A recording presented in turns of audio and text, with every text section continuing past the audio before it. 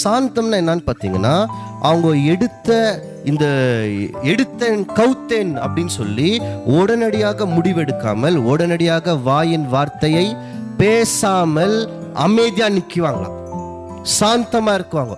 என்ன பிரச்சனை, என்ன சூழ்நிலை, என்ன மாதிரி கோபம், வீட்டோடைய பிரச்சனை, அந்த ஸ்திரீ வீட்டை கட்டுவாங்க. ஆனா சாந்தம் இல்லைன்னா வீட்டை ஒடிச்சிடுவாங்க. அப்ப தேவன் என்ன எதிர்பார்த்துன்னு இருக்கிறான்னு பாத்தீங்கன்னா, சாந்தம் இருக்கணும். இந்த சாந்தம் தவறான, நிறைய பேர் எப்படி தெரியுங்களா தப்பா நினைச்சுக்குவாங்க, எனக்கும் உங்களுக்கும் பிரச்சனை, நான் உங்ககிட்ட பேசாம இருக்கிறேன், அது சாந்தம் நினைக்குவாங்க. அது அல்ல சாந்தம், அது வெறுப்பு.